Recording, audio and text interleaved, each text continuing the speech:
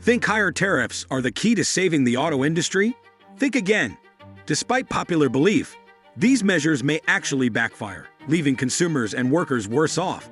Curious how China's approach is shaking up the market and what it means for future policies? Stick around to uncover why higher tariffs might not be the solution we need.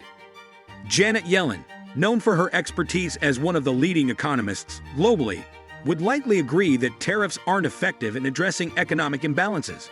Economics 101 suggests they generally fail to achieve their intended goals. This insight gains relevance now that President Joe Biden has announced plans to increase tariffs on Chinese electric vehicles from 25% to 100% in an effort to support the U.S. auto industry. The announcement has taken the entire auto sector by surprise. In this video, we'll explore why Biden's decision to impose 100% tariffs on Chinese EVs may not be effective. But first, don't forget to subscribe to our channel to support us and help us keep creating engaging content. Now let's dive into the reasons why these tariffs on Chinese electric vehicles might not work. China's situation mirrors Japan's past. Back in the 1970s, the U.S. auto industry struggled with a gas price crisis that made their large, fuel-inefficient vehicles less competitive, along with a steel crisis that hit American steel manufacturers hard.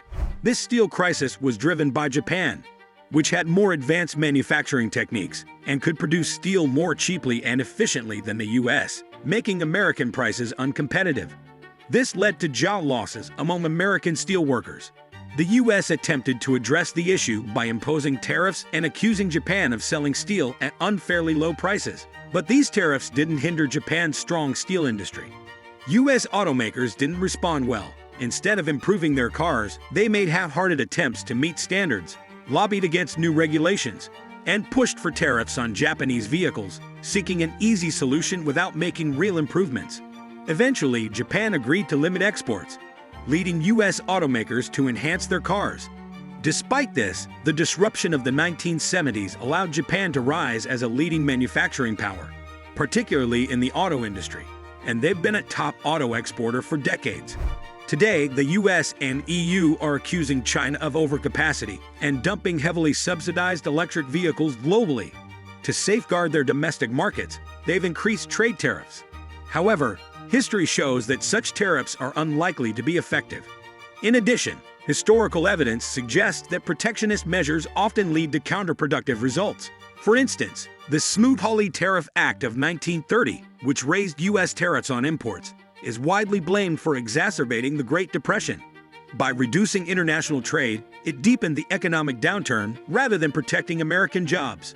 Similarly, tariffs on Chinese EVs might not yield the intended benefits and could, instead, harm the broader economy. Trade tariffs are generally ineffective. China is now the largest car market and exporter, surpassing Japan. Despite initially being slow to embrace electric vehicles, by 2023, China had captured a significant 37% share of the global EV market, outpacing many early adopter nations. The growth in Chinese EV production has been even more remarkable, with exports increasing rapidly in recent years. Trade tariffs are generally ineffective. China is now the largest car market and exporter, surpassing Japan. Despite initially being slow to embrace electric vehicles, by 2023, China had captured a significant 37% share of the global EV market, outpacing many early adopter nations. The growth in Chinese EV production has been even more remarkable, with exports increasing rapidly in recent years. The current situation reflects a familiar pattern. Japanese and European industries are mimicking past U.S. behavior by hesitating on EV adoption.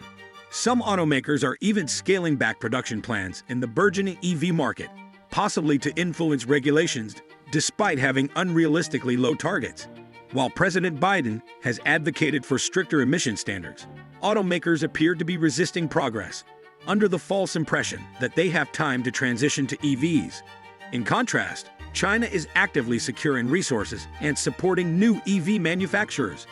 Chinese EV makers are aggressively producing and exporting vehicles, even building their own chips for this purpose. Ironically, if Chinese taxpayers are subsidizing manufacturing before these cars are exported, it represents a transfer of wealth from China to the U.S. Additionally, China faces criticism for both insufficient and excessive actions on climate change. regarding both EVs and solar energy. Blocking better options will not spur the Western industry into action. Rather, it will lead to complacency. Automakers are already lobbying for permission to maintain their outdated business models as competition intensifies. Tariffs, as history has shown with Japan and other examples, typically don't work. Economists agree that tariffs are a poor tool for bolstering domestic industries. On one hand, tariffs might protect domestic auto jobs by preventing a race to the bottom in manufacturing. Chinese companies might set up U.S. operations to avoid tariffs, potentially benefiting U.S. jobs, but this would likely lead to controversy. On the other hand, China could retaliate with tariffs that impact U.S. workers, similar to the soybean tariffs in 2018. The global economy's complexity means that major tariffs can create significant disruptions. Ultimately, U.S. jobs may not benefit, and U.S. consumers could miss out on affordable EVs from China. Higher prices for competing vehicles will likely lead to increased inflation, making cars more expensive as U.S. manufacturers face less competition and have fewer incentives to reduce costs or offer reasonably priced models. This will likely perpetuate the perception that EVs are too expensive, driven by policies that make them so. The political angle. The increase in tariffs has a notable short-term motive: upcoming U.S. elections in just a few months. The move to raise EV tariffs appears to be driven more by political strategy than by the best interests of the auto industry or the nation. It taps into populist sentiments, leveraging anti-China feelings and attributing various domestic issues to the U.S.'s main geopolitical rival. This anti-China sentiment is widespread, with U.S. views on China at historic lows, making it a convenient target for blame. The sharp decline in views has been amplified by former President Trump's rhetoric, affecting voters across the political spectrum. Consequently, Biden's tariff increase on Chinese EVs might gain popularity despite its real impact, much like Trump's tariffs that, despite harming the U.S. economy, still found public support. Moreover, tariffs often have unintended consequences. Before the U.S. and EU announced higher tariffs on Chinese EVs, China suggested it might retaliate, with its Commerce and Foreign Ministries warning of necessary measures to protect its interests. However, analysts believe that a severe trade war is unlikely, as both sides have too much to lose. In conclusion, raising tariffs isn't the most effective approach. Rather than relying on these reassuring but ineffective policies, the US, EU, and Japan should focus on the major industrial changes necessary to compete with China. This won't be easy for automakers, given China's decade-long investment in the EV supply chain, including securing essential materials like cobalt, lithium, and rare earths long before their significance was fully recognized. High tariffs are unlikely to achieve the desired outcomes. They won't benefit U.S. consumers, probably won't improve U.S. job numbers, could lead to a false sense of security in the industry, and won't aid the environment. Do you think higher tariffs on Chinese EVs will help or hurt the U.S. auto industry? Share your thoughts and perspectives in the comments below. For more insights on how global policies and industry trends shape our future, hit the subscribe button and join the Revel Discovery community. Stay updated on the latest developments and explore how innovation is transforming the world around us.